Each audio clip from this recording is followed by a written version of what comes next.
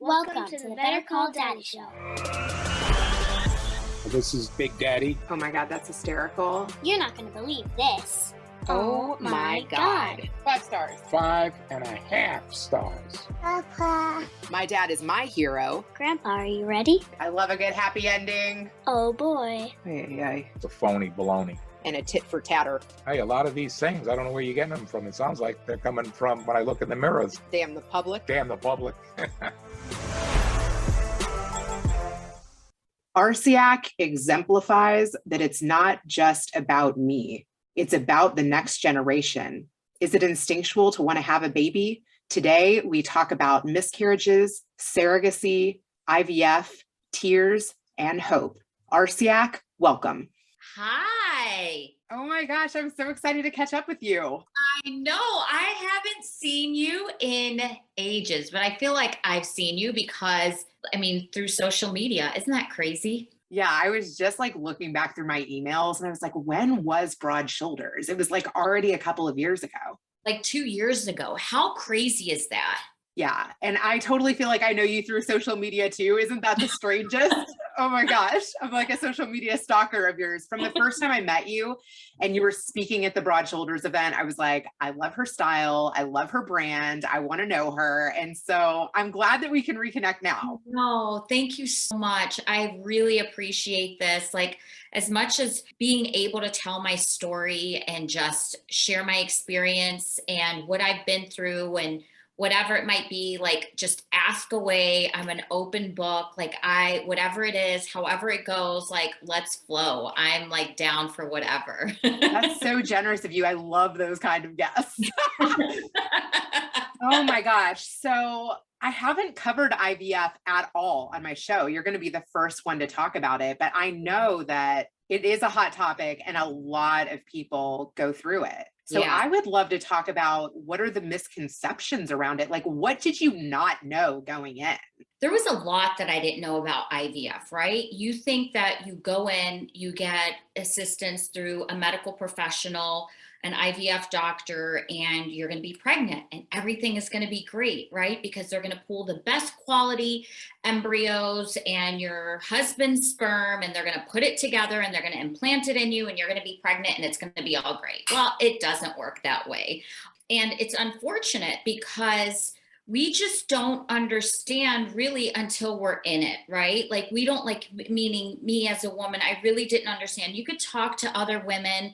And at that point, when I started going through it, I didn't really have a lot of women I could talk to about it because most of our friends were getting pregnant and we didn't know how. I didn't know what to expect until one of my close friends finally opened up to me and told me this is how she got pregnant with her first child and what she went through. And I was like, oh my gosh, you know what? At first I was kind of upset, but then I was like, to each their own. And it's their, it's their journey because I know as women, we blame each other, right? We blame ourselves. I can't get pregnant. It's the natural way. Why can't I get pregnant? What's wrong with me? So IVF, there was the misconception of that. Oh, I'm going to go through my first round of IVF. I'm going to get the best embryo and I'm going to get all these eggs and all these eggs are going to be great. And then nothing. So I think that's the biggest misconception. And hey, there's some women that go through it and on the first round, they get the perfect embryo and they implant it on the first try and they get pregnant. So everybody's journey is different, but yet at the end of the day, we are just trying to accomplish the same thing, starting a family. That's at the end of the day, that's exactly what all of us that are sitting in that office that are going through all of this, whatever our journey looked like, however our medication process is, however our retrieval is, we're just trying to have a baby. Has anybody said anything to you that's been upsetting? Are there things that you should not say to someone that's going through this? Yeah. I remember when I was trying to get pregnant, I had multiple miscarriages before I decided to go through IVF. And then through IVF, I had miscarriages. And just looking at someone, and I come from a Middle Eastern background. So there's no filter. I mean, thank goodness that our parents we grew up just hearing everything and we just overlook things. But some of them were like, why aren't you pregnant? Or what's wrong with you? Or, are you and your husband not doing okay? That's why you're not pregnant. And it was just a lot of things that were just not okay, but I overlooked it. I just think that now, since this has become such a thing with IVF and surrogacy, more and more people I've witnessed over the years just being a little bit more cautious. Like, I don't ask people, why haven't you started a family already? Or I don't ask people, what's going on with you? I don't ask people, it's hard and it's a sensitive subject because you don't know what that couple is going through and you don't know what's happening in their lives, or you don't know if the woman just had a miscarriage and can't conceive, or she's gone through IVF, or she did it naturally. So there's just a lot of things that it's just like, just think about it before you say something. Think twice, I would say, to somebody before you get into that whole family thing, because it's to some, it's a sensitive topic. And then there's some people that just don't want kids, and that's okay. And that's totally fine. But IVF is a very emotional and physical, hard, it's really hard on the body, the mind. Like, as we're speaking now, I'm going through my 6th round of IVF. So I started another round of IVF. This will be my last one because we'd like to grow our family. And I've already put it in my head. I can't control it. That's the one thing with IVF that women that I talk to a lot, I said, look, you did your best. There's nothing that you can do, and you can't control the outcome. That's it. All you can control is the medications you take, the vitamins, how you eat, your lifestyle. That's it. And everything else is just left up to God and science and how everything works itself out. So it's very tiresome in every which way. I give it to you, especially because I myself have had a couple of miscarriages, and oh my God, that is like the most emotional thing to go through. Yeah. I mean, hormonally, it is so hard. It is. It's really hard. And here's the thing with IVF, here's a few things that I would say with IVF. Go in with an open mind. Go in with an open mind. If you've been having trouble conceiving, you and your partner have been trying for a year. They say 6 months, but I say sometimes I give it a year. If you've been trying, for a year and it hasn't worked, do seek out a professional, an IVF doctor. Go in, talk to them, see what your options are. Maybe they do an IUI where they just, where they take your husband's sperm and then they just, try to implant it that way, insert it that way in you, and rather than doing all of the shots. And then maybe it's, how IVF comes down to it, where, you have to literally about 6 to 8 weeks out of your life that's dedicated to going through IVF. It is a process. And then if it doesn't work the first time, don't beat yourself up. Just don't beat yourself up, and find a support group. Find someone out there or a group of women that you could talk to, and don't worry about the judgment, because sometimes it's not all on the woman. That's the biggest misconception in IVF. I've heard this so much. Even just talking to the women when we've been in the doctor's office and we're all waiting to get blood drawn or ultrasound or whatever it might be that we're there for, people tend to forget it takes 2 to make a baby. It takes 2. It takes a follicle and a sperm. That's what creates the embryo. Sometimes that sperm doesn't work the way it should, and sometimes it's crooked, and sometimes it's not swimming fast enough. And there's so many misconceptions. So it takes 2. So both partners have to be committed. Both partners have to go in. Both partners have to be supportive of each other. And I've seen it because I've been through it too. When I was, started going through this, my husband and I, it was the blame game. And I shouldn't say he blamed me. He never did, but he was not as supportive as I wanted him to be, because for me, I was the one that was sticking myself with shots every morning and night. They don't really have to do much of anything. They just literally just go to the doctor and give a sample of their sperm, and it's all said and done. And IVF is it's great that it's available for us, that we're able to use science to be able to start a family. And it is also the most challenging thing, I think, when starting a family, a woman can go through. And a couple, it really is. Yeah, I heard you talking about the blame game, and I feel like when couples struggle, it has to affect their relationship. It does. It really does. It really affects the relationship. Like, one of the things that I will say, my husband and I, we started, counseling, and this had to go back to 2016. So we've been trying to start a family since then. But prior to that, I was like, we're both, in our 30s, we're both adults. We know we want to be together. If it happens, great. We both knew that we were going to be together. We wanted to have children. I really didn't start thinking fully about it until we got married. And let's just be honest, age plays a huge factor in women's reproductive. Like, after the age of 35, we're born with over 1 million follicles. Follicles are our eggs. After that, everything just starts to drop. After 35, things just start to drop. So we are our most fertile, like, in our 20s. But even then, some women that I've heard, that I've talked to in their 20s have had issues. So I think that a lot of it has to do with our environment, our food, things that we take in. But for me, going back to when I started, I was 38. So that played a huge factor in it. Now, when I went through my first round of IVF, my follicle count for my age was it was good. It was good. My doctor, that was what my doctor had said. I don't know what a 25-year-old follicles look like. I don't know. But it took 4 rounds of IVF for me to get embryos. And in between that, I ended up miscarrying. So that's what led me to seek surrogacy. When our doctors had recommended, both my gynae and my IVF doctor, both, because I consulted with both of them, that we should look into surrogacy. That was another hurdle that I had to get through, because I was like, wait a minute, I can't carry my own child. Like, what kind of mother am I going to be?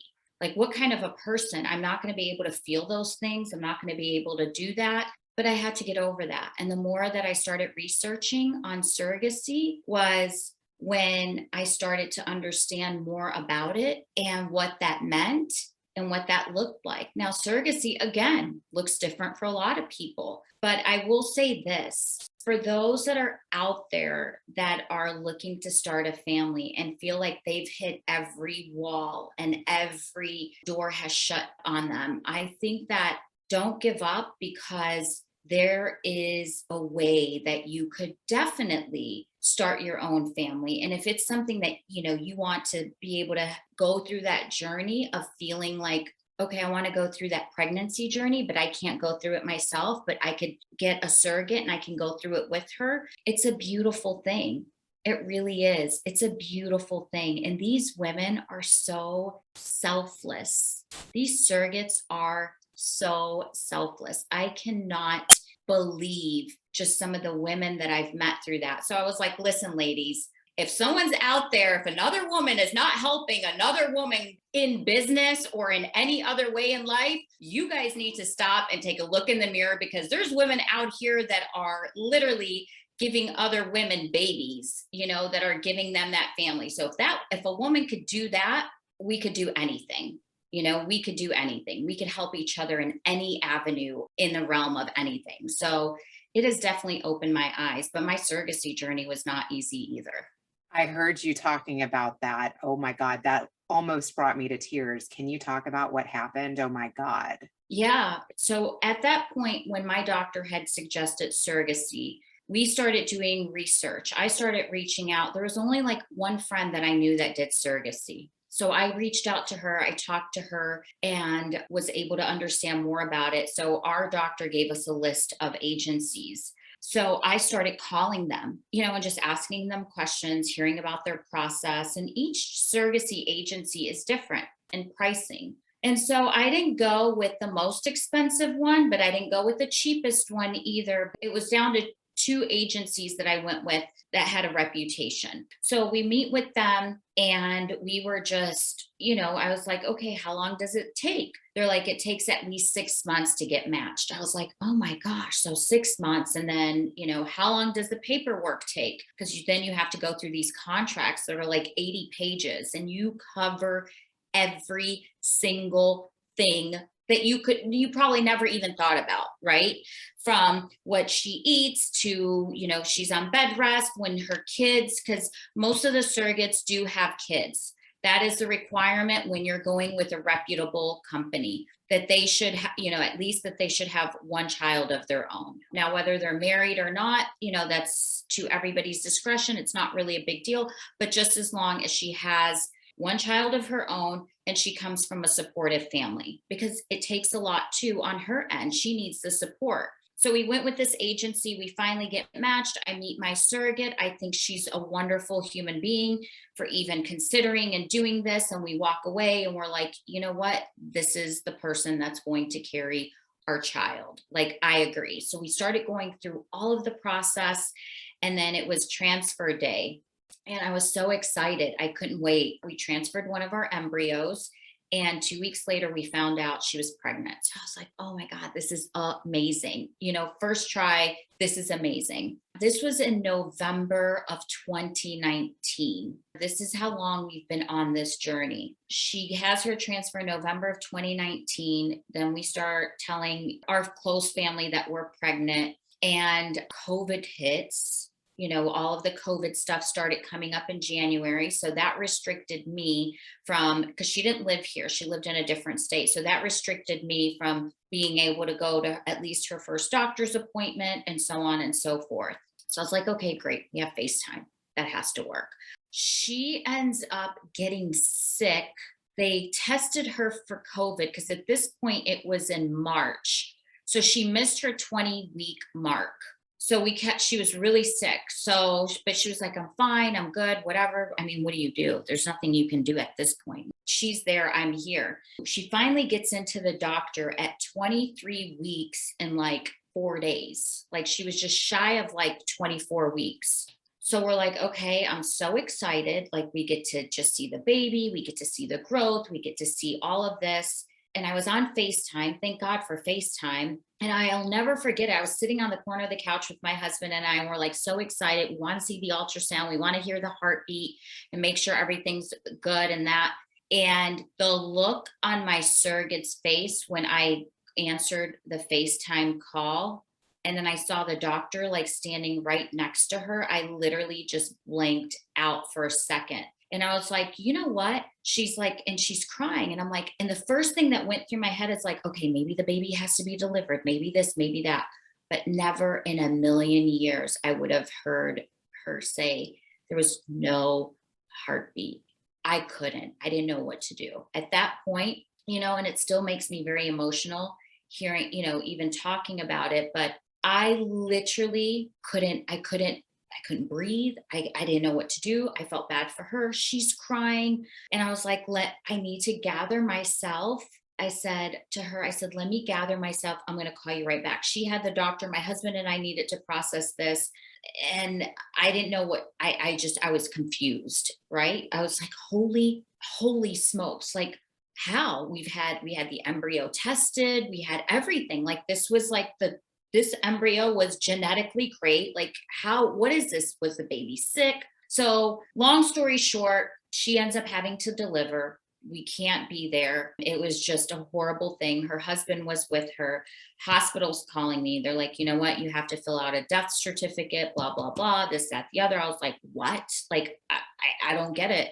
And they're like, yes, 6 months, I was like, just 3 days before I was filling out the birth certificate and getting all the paperwork, all the paperwork that we have to get ready and present to the court to prove that we are not adopting, that this is our own, DNA. Lo and behold, it was just terrible. COVID, couldn't be with family. The funeral home's calling me, trying to figure out what we want to do, this, that, the other. There was so much going on in those 48 hours. I just literally got in mode and I was like, okay, we have to take care of this. My husband was just a mess. I was a mess, but we got through it. Thank God, she was good after the delivery. Like, she was healthy, no complications with her. We take the autopsy, they do the autopsy, and it was an umbilical cord accident. It was just something that I would have never thought in a million years.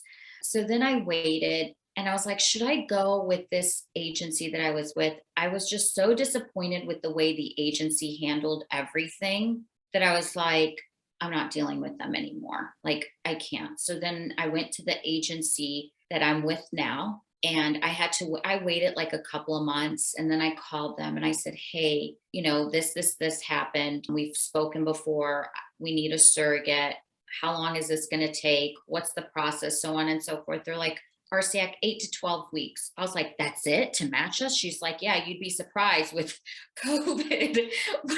I was like, okay, I guess this is a blessing. People are at home. They want to be pregnant. And, this is great. So we ended up being matched with a surrogate. As they said, 12 weeks, 10 and a half weeks to the dot. We were matched with this surrogate, and she is amazing. We are going to be delivering literally in January, end of January. So we're like 6 weeks away. No, 5 weeks away. It's been such a blessing, and this whole process, how we've gone through it with the surrogacy agency and the new surrogate, and this new surrogate so on top of it. And she was so understanding when I'm like, I need multiple ultrasounds. Like, I need ultrasounds all the way up until this baby is being delivered. She has been so understanding. And with the doctors that we're dealing with now, even her doctors, they're just so amazing. And they've just been so great. And the agency, I was like, look, I need someone that's going to go to the doctor at least, and I know I'm being excessive, but I need an ultrasound like every 3 or 4 weeks. And I don't care. I was like, I'll pay for it. I need an ultrasound. And that's what we've been doing. And now we're down to it. So she's every week ultrasound. She goes to the doctor, she does her thing. And I think that's just me being overly cautious, but I would rather be overly cautious because I was scared from the last time. And, I'm not going to lie, until that baby is in my arms, I'm not going to feel at ease until that happens. But it's just been a long journey. And and I tell people that have, that are struggling with infertility and that have, that feel like there's no end in sight, don't give up, just have hope. Hope is all you need, and just keep going forward and surround yourself with people that are going to understand you. Surround yourself with people that are going to support you, and surround yourself with people that, when at the point where you want to give up, just keep pushing you and helping you along the way, because that's really important. And just know that if IVF isn't, an option for you, or if surrogacy isn't an option for you, there's adoption. There's so many different ways to start a family. There's so many different ways. Just because you're not carrying that child doesn't mean you're not going to have that bond. I mean, I don't even know when I carry that baby, but I already feel that connection. I don't know. Yeah, you're a mom. You're a mom. You have 4 beautiful kids? You have 4 or 3? I have 4. And it's crazy too, because my last one came 7 weeks early. He was 3 pounds. Yeah. And we got a good NICU adventure. My first 3 were full term and 7 pounds. And I missed 1 appointment. And it's crazy because when you're a mom of 4, you get like really busy. Yeah. And when the first 3 go normal and you don't have any complications, you just think everything is going to go the same. And I think it was like a week after I missed the appointment because my kid had a play, I was like, oh no, I think I missed an appointment. I was like, God, this baby doesn't move very much. I was like, the only time I feel this baby is like if I eat or if I lay down and sleep. And so the moment I had that notion, I went to the doctor the next day. And had I not gone to the doctor the next day, he would not have made it. It is so crazy. So I went to the doctor, the heart rate was going up and down. The placenta was starting to detach. The midwife was like, I had a kid home with strep who wasn't even allowed to go to the hospital. My husband hadn't even told his job that we were pregnant yet. So it was crazy. They're like, I got there, they started making me sign C-section paperwork. I was like, I don't want a C-section. I delivered 3 naturally the first time. I'm super healthy. But sometimes things are just completely out of your control. And they're like, we're going to monitor you overnight. And the whole night I could not sleep. The baby's heart rate was going up and down.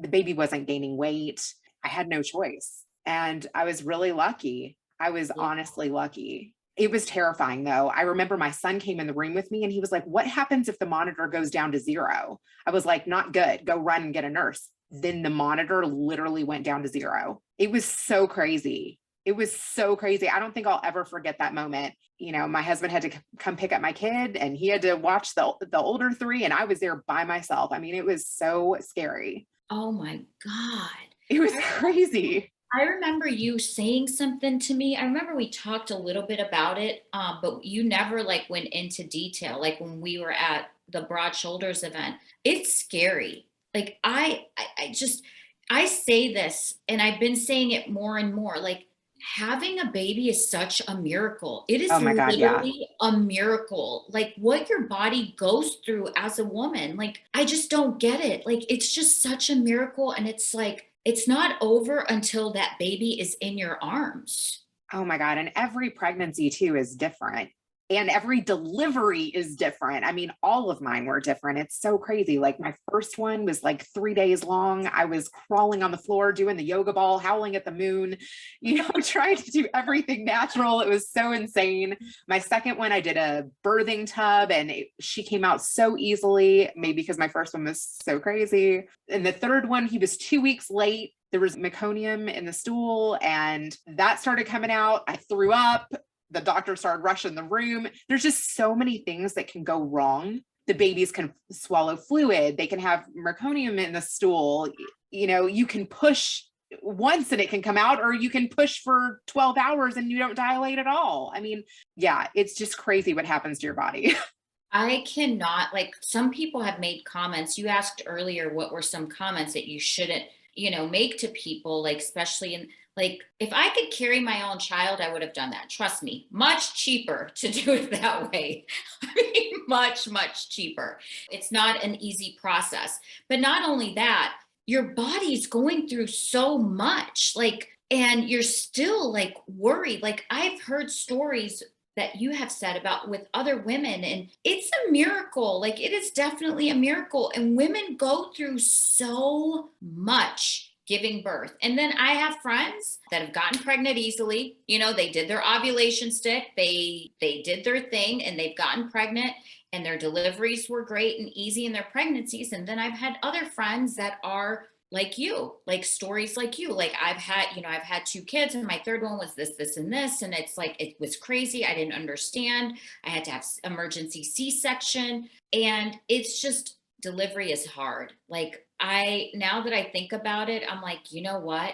I'm blessed that I have that option with a surrogate. I would have done it, but the more that I think about it, and I've watched some videos and I've been in a room before with a woman delivering. Actually, my cousin, she threw me out. She's like, get out. I couldn't. I was like, what is that? And I watched some YouTube videos of women home birthing. Do not do that prior to going in. That's all I'm saying. I was traumatized. I was like, oh my God, I'm in for that. You women, honestly, women are just freaking champions. I'm sorry. A woman is just a champion. She could give birth to another human being. Like, it's outerworldly. It is. And like my husband, I'll give you an example. We're able to be in the room with our surrogate. She has to do C-section. So they're scheduling C-section. We're doing all of that. I'm like, hey, we have the option. Do you want to cut the umbilical cord? Oh, no. I don't want to see anything. Oh, no. I'm just going to stand behind the like, oh, no. I'm like, you're so really? I was like, screw it. I'll do it. Like, I'll cut the umbilical cord. Like, someone's got to do it, you know? So I'll do it. But he's like, oh, no. I can't. You know, I'm like, you are such, like, I can't. I don't even know what to think. Like, if men had to go through half the stuff that we went through, if he had to go through, for instance, IVF, I don't even know. Let's just begin there. Like, that's like easy. Like, it's not easy, but compared to giving birth, yes, it's like a walk in the park. But I just feel as if going through this journey, going back to what we were talking about and going through this journey and going through IVF and going through surrogacy, it has made me just the appreciation level of just other women. And even it's crazy because I've always appreciated women. My brand is about empowering and inspiring women. And I can't explain it. And maybe once I hold that child in my arms, I'll be able to articulate it more. I'm in awe. I'm even more in awe of women now than I ever was before. I'm just in awe. I think it's because now I've always appreciated the mother that was giving birth and pregnant women. I'm like, man, that's so wild. But even more so now, I think because I'm about to be a mom and just some of the things that we go through and some of the things that we have to do and some of the sacrifices that we have to make. And I don't even know, I can't speak upon that yet because I'm not there, but I'm mentally preparing. And everyone's like, it's as much as you mentally prepare, you're not mentally prepared yet for motherhood because it's like a complete life change. But I'm excited for that next chapter in my life and I will continue sharing. And I'm hoping that, my next round of IVF is a successful one because the last one that I did 5 months ago was not. So I'm hoping this is, but then if it works, it works. And if it doesn't work, I gave it my best. And I've been blessed with one baby and that's what it's going to have to be. That's amazing. I am interested in seeing how the baby is going to play into your brand. I was just talking to one of my girlfriends earlier this week. I did a photo shoot with her, and this was a really special photo shoot to me because for me, this was my maternity photo shoot. We both talked about it, and I said, you know what? There's a lot of women in my situation, in my position. There's a lot. I'm not the only one. There's so many. Why rob ourselves from having that maternity shoot? Okay, we're not pregnant, but we're still having a child. We're still bringing another human being into this world and having to take care of it.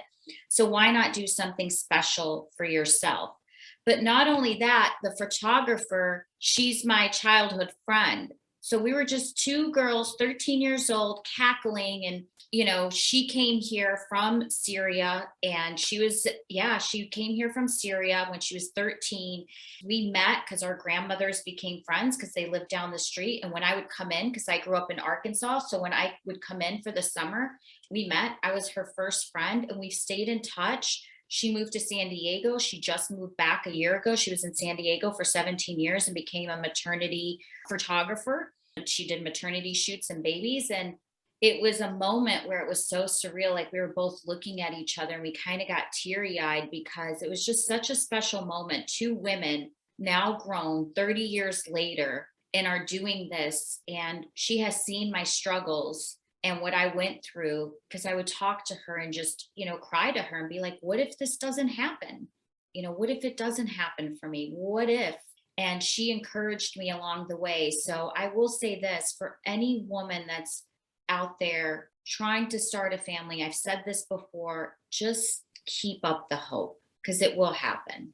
I absolutely love that she is the one that did the shoot. I mean, how perfect is that? That's like from above big time. Yeah. This whole process of everything, Rena, has been it's just been beautiful. It's just been a whole, don't get me wrong. I've had moments where I've been where my breath, because every time, you're a mom, you've gone in for ultrasounds, you just want to hear that heartbeat. You want to know that heartbeat's strong. As long as you hear that heartbeat, that's good.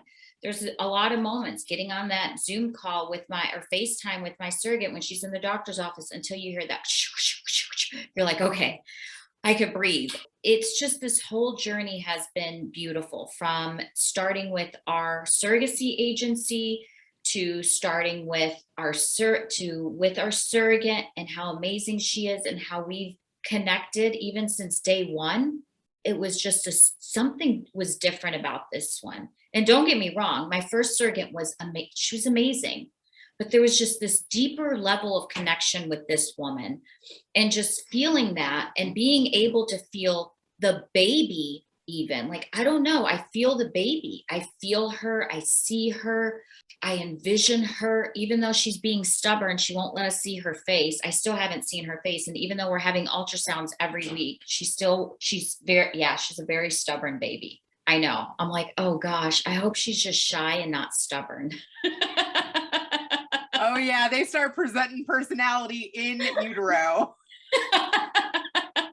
So, I just think that having these options, these medical options and science, how it comes, it's a blessing. When people are like, oh, you have to go through surrogacy, or I've had comments of, well, at least your body won't be messed up. No, I don't care about that. Like, I want a healthy baby. I don't care where it comes from. I just want a healthy baby at the end of the day. I can't do it. And I've come to terms with that. I mean, there's so many women struggling silently. And I just want to tell whoever's seeing this, whoever hears this, you don't have to suffer silently. Like, you can reach out to me. I'd be more than happy to guide you, I'm not an expert. Like I say, I mean, at this point I should be like 6 rounds later, but I'm not an expert, but I've been through it. So I understand. And I've had other women reach out to me. Like, women will text me their embryo, and tell me, hey, how do my embryos look? Are they good? Because I had them genetically tested, and I'm like, what were yours? And I get it, because they want to compare, because yes, there's grades to embryos, believe it or not. It's a 1 to 6 scale. So 3 being, and then you want 4, 5s, and 6s. You could still get pregnant on a 3 embryo, 3 grade embryo. And then they have the AB, AA, AB, BB, like CC, like, yeah. The highest grade embryos is 6AA. I know that for a fact. It's wild how they grade it. And it's wild how genetic testing is, and how you could test for everything. And if there's a specific disorder that you have, you could test for that and they can remove it. It's so crazy. For me, I'm just like, do my genetic testing, make sure I don't carry anything that's like that I could pass on to my child, my husband too. And then they just genetically test them, and then you can pick and choose. So they'll call you and tell you what viable embryos that you have. Do you want to know if it's a male or female? Well, at this point, I want to know what sex the embryo is. Obviously, I mean, I've gone this far. I want to know, what am I creating, female or male? But to me, like, everyone's like, oh, what are you trying for? A male embryo? I'm like, I don't care if it's a monkey embryo, as long as it's a healthy one. I don't care. Boy, girl, boys. I don't really care. I just want, if it happens, just a healthy embryo. Okay, so you did mention that you were from the Middle East, and I feel like I could imagine one of my own relatives asking me this. Do you think that there's anything ethically wrong with any of it? No, I don't. I don't think there's anything ethically wrong with you just wanting to have a healthy baby. I mean, I've heard people wanting to change eye colors. That I'm like, no, I just want to know this is a healthy baby. There's no diseases. There's no genetic stuff that the baby's gonna, I don't want to know. No, I want to wipe out everything, because you go through so much to get to this point. You go through so much. And I've heard and I've seen, women not genetically test because it's expensive. And now, thank God, insurance is covering that. Like, we live in Illinois, which is pro-family, which is amazing, because the insurance covers so much of it. I believe you should, if you're going to get to that point, do it. Why implant the embryo, let's say, and God forbid something is genetically wrong, or the baby doesn't have, you should definitely take every single precaution to know that you can have a healthy pregnancy and a healthy baby. I believe that. If you could afford genetic testing, just do it. Especially if you've had miscarriages, because usually miscarriages are associated with chromosomes. So you want to make sure that you're not just only putting your body through this, because it's a lot. It's very emotional. It's an emotional, it's a letdown. I've had miscarriages at 6 weeks, 8 weeks, 10 weeks, 11 weeks. I'm like, I don't want to do that. I don't want to do that. It's so taxing on the woman, both mentally, emotionally, and not to mention physically, what you go through Luckily, with IVF, you have those options. You can, once you get your embryos, once you go through. So what they do is with IVF is you go in, once you get your period on day 2, 3, or 4, you go in, they do what they call your baseline. Once that happens, they then give you, the nurses and the doctors start to talk about what your plan is going to be like. When do you do your shots? What do they have to give you? Especially if you're over 35, there's certain medications that they give you versus if you're younger doing this. And then you start taking, they start priming you is what they call it. I mean, it sounds like a turkey baster, doesn't it? It sounds like a turkey, like you're seasoning a damn. That's the only way that I can think of it. Listen, after as many times as I've gone through this, you have to have humor in this. You just do. Like, if you don't have humor in it, like, it will definitely bring you down. Trust me, I've been through a lot of rounds and talked to a lot of women. They're like, there's times that you just have to laugh about things. So they prime you. You take like an estrogen pill to make sure you don't get your period again. And then once you start to get your period again, then they know once you start your bleed, then you start taking your shots. And your shots can go from 10 days to 2 weeks. I've been on shots for 2 weeks before, and I've been on shots as little as 7 days. It just all depends. So your IVF cycle is going to pretty much look different each time, because let's say the first time it doesn't work, they want to try something else and kind of manipulate the meds to just kind of see what's going to work with your body. The follicles you start with are the follicles that can grow. And those are the ones that they will try to retrieve when you have your retrieval. So once all that happens and you're being monitored. So now on top of you being sensitive, you're going every other day for blood monitoring. They're poking you, taking your blood, making sure your levels are all good, making sure the medication's working. So this is a process. Like, I tell women that come to me and they're like, I want to start IVF. I'm like, just be mentally prepared. This is what you're going to go through. It is a process, but I promise you it'll be worth it in the end. Then you have your retrieval, and then they tell you how many eggs they've taken out. That day they fertilize them. And then by day 6 or 7, you should know how many embryos that you have. And the number drops drastically. So let's say they retrieve 18, and then they'll only be able to fertilize, let's say 15 at the time. And then by the time day 2 comes, only 7 make it. I mean, the numbers just drop. And the older you are, the less likely your numbers continue to drop, even from like 50% to 60% to 70%.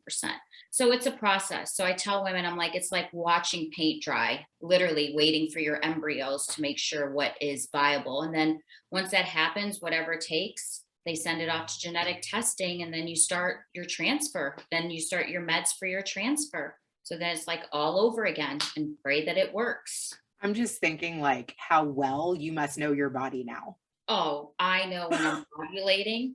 I know when I'm cramping. I know when I'm about to get my period. I know every single thing about my body. I feel it. Like, I'm so in tune with my body. It's ridiculous. I will say this, some of the things that they don't tell us, but you sign the forms, is with IVF, every round that you go through, you increase your chances of certain types of cancer. So those are things that we don't know what happens to our body long term. It's a lot, but you know what? As women, we will do whatever it takes to start a family.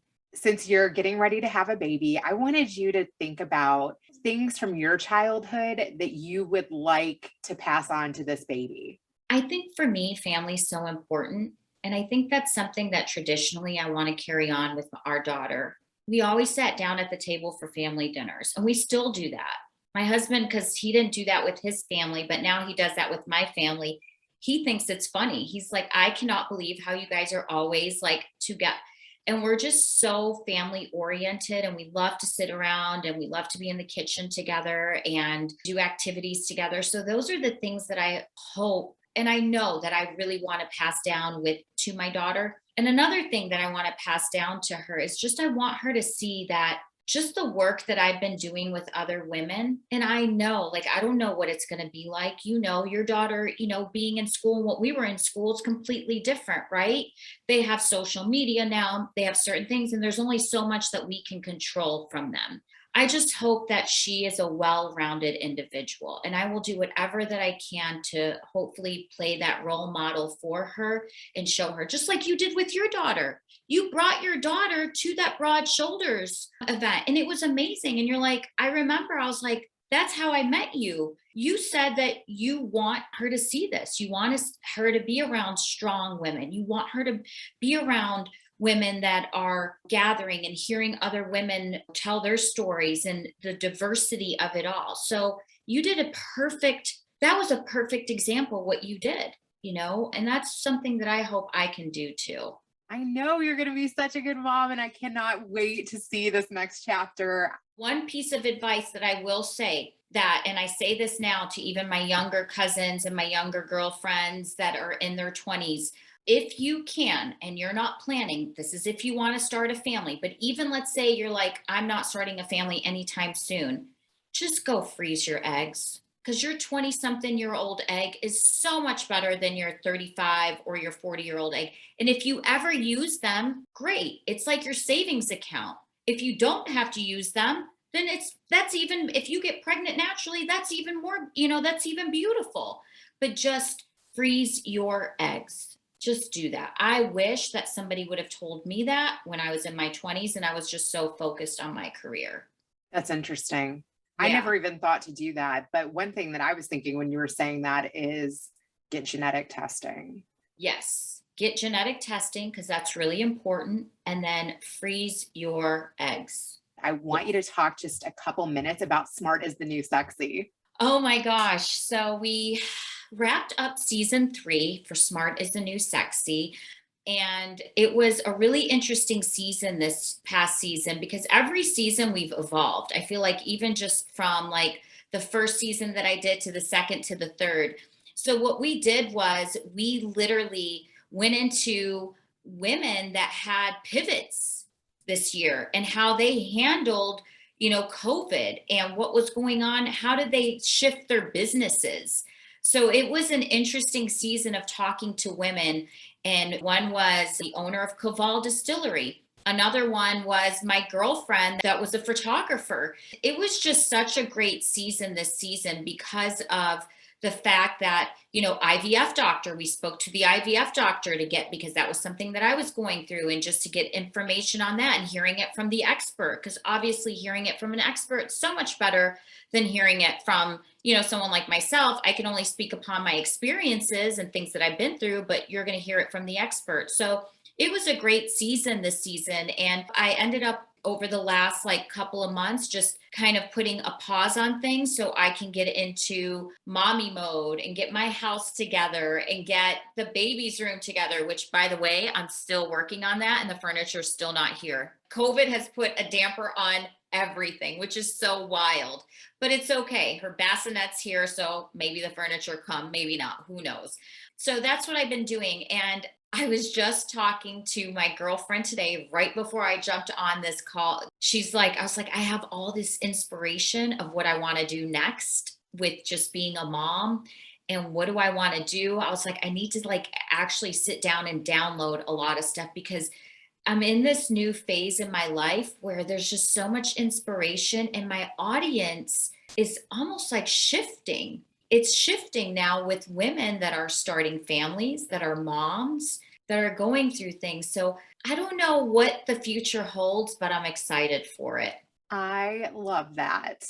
Well, I can't wait to see how it evolves. I think that it is just going to deepen your relationships and make your life so much more fulfilling. And I'm so excited that I get to watch it from the very beginning. How cool is that?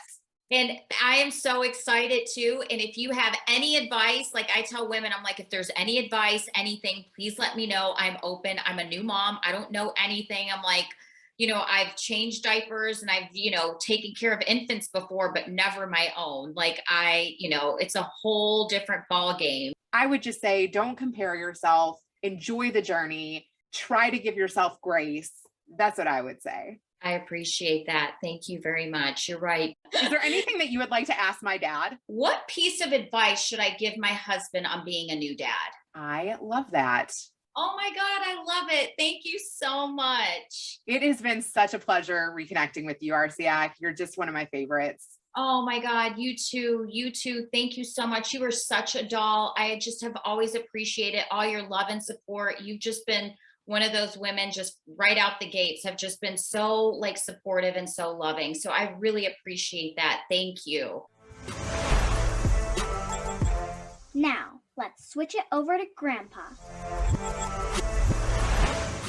Arsiak, I really commend you on going through the trials and tribulations of having a continuum and bringing a life to your family. What an intriguing story it is. It really exemplifies how important life is and everything that we have to do, preserve it and keep it and protect it for generations to come. What advice do you have for Arsiak's husband as a new dad? You know she had the baby now, right? A little girl. Congratulations on being a new dad. Your little girl, you should cherish her and understand that it's a lot of work, as you have to demonstrate a lot of patience. But it's all worth it, and that's your legacy. And good luck for a wonderful future. What did you think of the name of her show, Smart is the New Sexy? Very good title. I think that what I found to be also just fascinating is that we want to have a legacy that's healthy, that where we want to bring a healthy child into this world. We want to be able to teach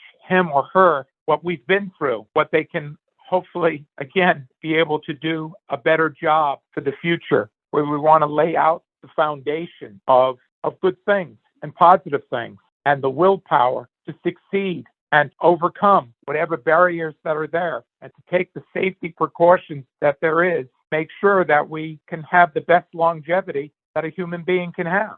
It's quite a journey that she's been through, because even having to use an alternative method to give birth, she doesn't give up. And even that isn't a sure thing, that even a surrogate can lose a child, that you could have 2 or 3 healthy children. And if you're having another child, there's still no guarantee that that child would be healthy, that you still have to take the precaution of extra ultrasounds and extra care of what you're eating and what you're dieting or exercising, and the emotional strain, the physical strain that a woman goes through is just an incredible miracle.